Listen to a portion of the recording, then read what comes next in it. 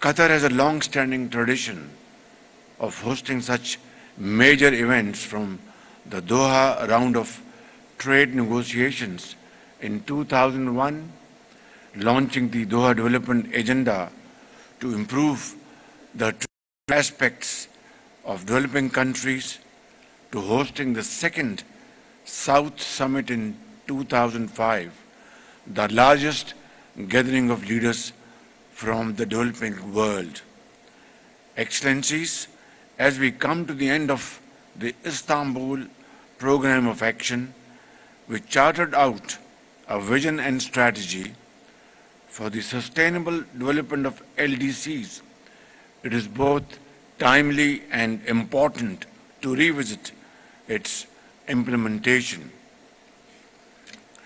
Despite progress in some areas, implementation of the Istanbul Programme of Action has remained insufficient and uneven.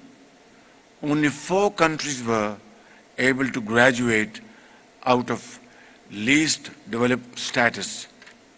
In fact, the LDCs were victims of the pandemic of inequality, unavailability of vaccines, technologies, finance and opportunities. And they continue to be affected by the climate crisis, with cascading effects of different shocks, often at the same time. Ladies and gentlemen, while LDCs make up 14% of the global population, they account for only 1.3% of the global GDP, 1% of the global trade, and merely 1.4% of the global FDI. These multiple crises have taken a heavy toll on the least developed countries. Their GDP growth has plummeted, international trade has shrunk, poverty and food insecurity has risen, inequality has widened. Due to these factors, developing countries like Pakistan have also suffered a severe setback to their developmental goals. Mr. President, I am here to express Pakistan's full support and solidarity with the developed countries in their quest for social progress and economic prosperity. As we move towards the implementation of the Doha Programme of Action, Pakistan will continue to advocate several specific steps to advance sustainable development, including in the LDCs. However, meeting its ambitious targets will require revitalized global partnerships based on effective means of implementation in the following priority areas. Number 1, we must address vaccine inequity through adequate and timely access to safe and effective vaccines for LDCs. Second, the historical commitment of ODA, comprising 0.7% of the GNI of OECD countries, must be fulfilled, of which 0.15 to 0.2% must be allocated to the LDCs. Third, we must address the increasingly unsustainable debt burden of many LDCs.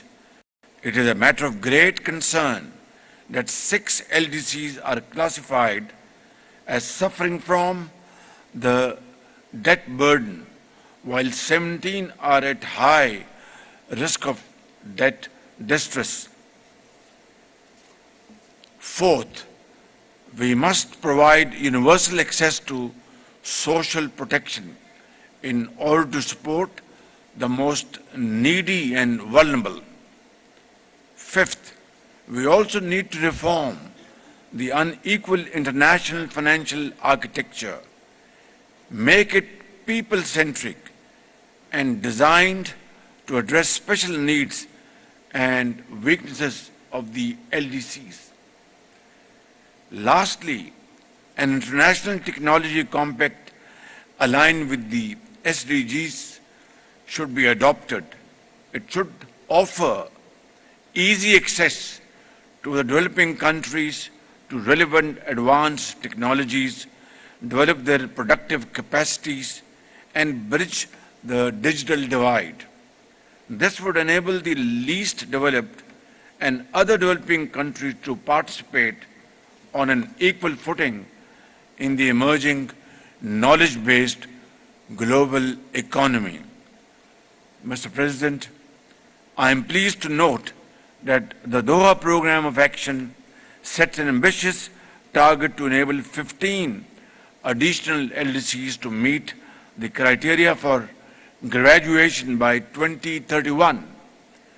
Concrete measures agreed upon in the Programme of Action, such as online university, an international investment support center, and a system of food stocks for the LDCs are laudable. Putting the welfare of the millions of people belonging to the LDCs at the center of affirmative policy action remains our most cherished goal.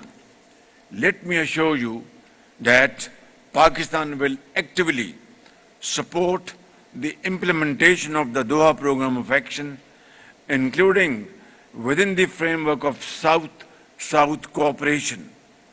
Before concluding, Mr. President, I would once again like to congratulate my brother, the Amir of Qatar, the government of Qatar, for the immaculate arrangements of this conference.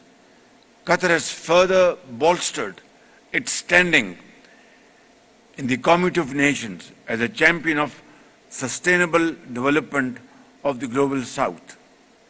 The beautiful city of Doha has indeed emerged as a global center of international events, as so very ably demonstrated through the successful hosting of the FIFA World Cup last year. I thank you all and thank you very much for providing this opportunity. Wazir-e-Azam Mohammad Shehbaz Sharif conference